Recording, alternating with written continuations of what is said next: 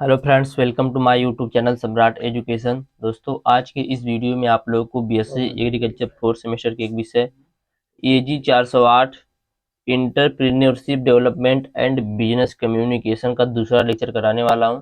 इससे पहले मैंने पहला लेक्चर करा दिया है, आप लोगों ने नहीं देखा तो लिंक डिस्क्रिप्शन में दे दूंगा, आप लोग जाकर देख लीजिएगा। ठीक है, तो इस लेक्चर का टाइटल है स्वॉट एनालिसिस, अचीवमेंट, मोटिवेशन। ठीक है, स्वॉट एनालिसिस क्या होता है उसको देखेंगे और अचीवमेंट मोटिवेशन क्या होता है इसके बारे में हम लोग देखेंगे। तो चलिए स्टार्ट करते हैं। इससे पहले मैं आप लोग बता दूं, यदि आप लोगों को इसका पीडीएफ चाहिए तो डिस्क्रिप्शन में व्हाट्सएप ग्रुप का लिंक और व्हाट्सएप नंबर दिया गया है, मैसेज करके आप लोग इसका पीडीएफ ले सकते हैं। तो स्वॉट एनालिसिस का पूरा नाम होता है strength, weakness, opportunity and threats analysis. क्या? स्ट्रेंथ मतलब क्या होता है? शक्ति। वीकनेस मतलब क्या होता है? कमजोरी। ठीक है। अपॉर्चुनिटी मतलब क्या होता है? अवसर।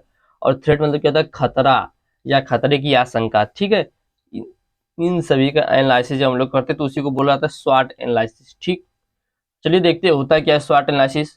तो स्वॉट एनालिसिस एक रणनीतिक योजना तकनीक है। स्वॉट एनालिसिस एक रणनीतिक योजना तकनीक है जिसका उपयोग किसी व्यक्ति या किसी संगठन को व्यवसायिक प्रतिस्पर्धा या परियोजना नियोजन से संबंधित शक्तियों, कमजोरियों, अवसरों और खतरों की पहचान करने में मदद करने के लिए किया जाता है।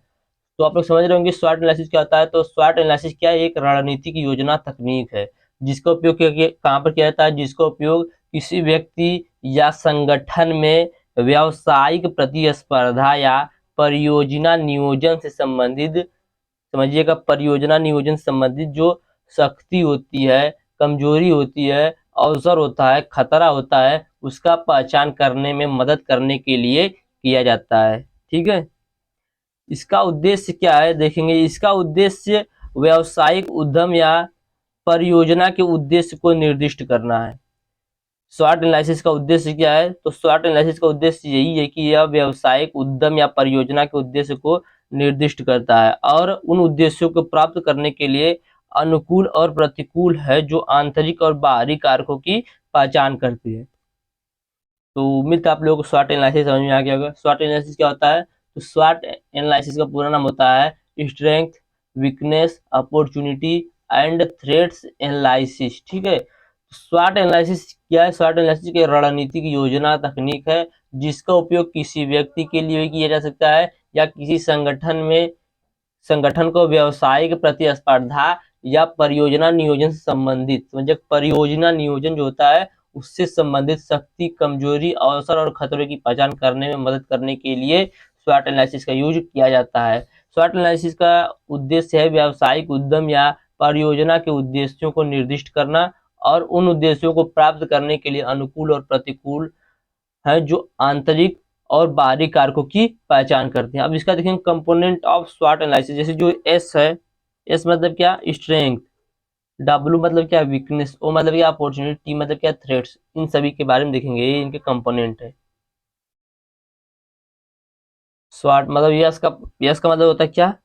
तात्पर्य क्या है? शक्ति। तो शक्ति क्या होता है? तो इसमें उन बातों को दर्शाया जाता है जिन पर संगठन वास्तव में सुचारू है। शक्ति क्या है?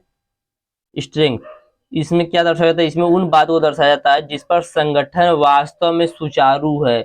शक्ति वास्तव में उन मामलों में समान हो सकती है जैसे उच्च गुणवत्ता वाले उत्पाद, बाजार प्रमुख, ग्राहक संतुष्टि आदि, या अत्यधिक कुशल श्रमिकों, साख, बेहतर नेतृत्व आदि का करता है। ठीक है, दूसरा क्या है? कमजोरी, वीकनेस।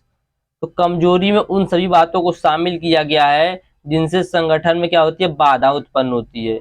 कमजोरी में उन सभी बातों को शामिल किया जाता है जिसमें संगठन में बाधा उत्पन्न होती है और उन सभी गतिविधियों पर कार्य करना शामिल है जिससे संगठन स्वयं में सुधार कर सकता है।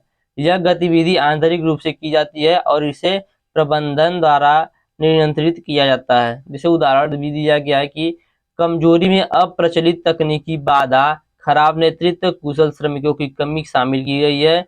संगठन का बाह्य मूल्यांकन करना, जैसे प्रतियोगी विश्लेषण, तकनीकी विकास की तुलना करना, सरकारी विनियमन में बदलाव, नीतियों में होने वाले परिवर्तन आदि प्रबंधन संगठन के अवसरों और खतरों की आशंका का आकलन कर सकता है। इसके बाद देखेंगे अपॉर्चुनिटी। अपॉर्चुनिटी मतलब अवसर। तो इसमें संगठन के संभावित क्षेत्रों का अंतर्निहित विकास होता है।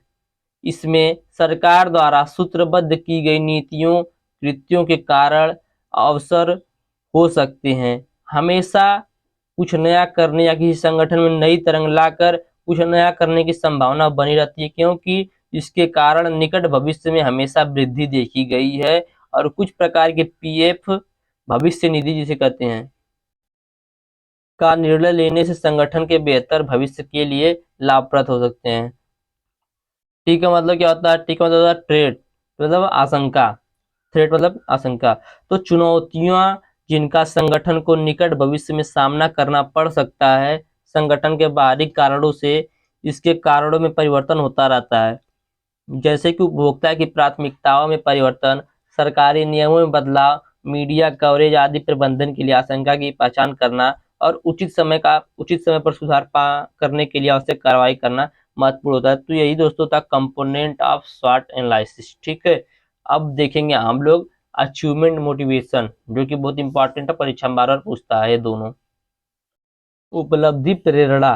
तो उपलब्धि प्रेरणा को व्यक्ति की अपने उच्चतम प्रदर्शन स्तर की ओर काम करने की क्षमता के रूप में परिभाषित किया जा सकता है। उपलब्धि प्रेरणा को अपने उच्चतम प्रदर्शन स्तर की ओर काम करने की क्षमता के रूप में परिभाषित किया जा सकता है। व्यक्ति सफलता से प्रेरित होता है और वह व्यक्ति उस कार्य से मिले फीडबैक से फलता है फूलता है। जैसे मान लीजिए मैं ही आप लोगों को पढ़ा रहा हूँ, ठीक है, आप लोग वीडियो को जब लाइक करते हैं तो मुझे बहुत अच्छा लगता है, तो मैं अपने आप में उपलब्धि के बाद मोटिवेट होता हूँ। तो वही बात बता रहा है कि उपलब्धि प्रेरणा का व्यक्ति अपने उच्चतम प्रदर्शन स्तर की ओर काम करने की क्षमता के रूप में परिभाषित करता है या परिभाषित किया जा सकता है। व्यक्ति सफलता से प्रेरित होकर वह व्यक्ति उस कार्य से मिले फीडबैक से फलता फूलता है। यह ध्यान रखना महत्वपूर्ण है कि यदि कोई व्यक्ति उपलब्धि से प्रेरित होता है तो व्यक्ति ऐसे कार्यों को करने की संभावना रखता है जहां वे न तो बहुत कठिन हो और न ही बहुत आसान हो। ऐसी स्थितियों में जहां किसी व्यक्ति का नेतृत्व उपलब्धि प्रेरणा द्वारा किया जाता है, उस व्यक्ति को विफलता का डर होता है। डेविड मैकक्लेलैंड का मानव प्रेरणा का सिद्धांत 1960 के दशक में प्रस्तावित किया गया था। तो ये भी पूछ सकता है कि जो अचीवमेंट मोटिवेशन है इसका सिद्धांत किसने दिया था? तो डेविड मैकक्लेलैंड ने दिया था। ठीक है, डेविड मैकक्लेलैंड का मानव प्रेरणा का सिद्धांत 1960 के दशक में प्रस्तावित किया गया था। उनके सिद्धांत के 3 प्रमुख घटक थे। पहला था शक्ति की आवश्यकता, दूसरा संबद्धता की आवश्यकता और तीसरा उपलब्धि की आवश्यकता। ये 3 आवश्यकताएं जन्मजात नहीं है बल्कि अनुभवों के माध्यम से विकसित हुई हैं। मैकक्लेलैंड के सिद्धांत से पता चला कि व्यक्ति के जीवन में कुछ निश्चित प्रकार की आवश्यकताएं सामने आती हैं। मैकक्लेलैंड के सिद्धांत से क्या पता चला कि व्यक्ति के जीवन में कुछ निश्चित प्रकार की आवश्यकताएं सामने आती हैं।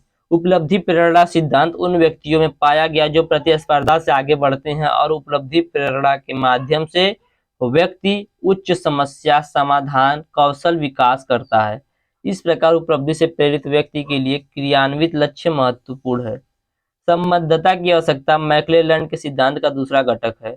यह शब्द एक ऐसे व्यक्ति का वर्णन करता है जिसे शामिल होने और समूह के भीतर समुदाय की भावना महसूस करने की आवश्यकता होती है।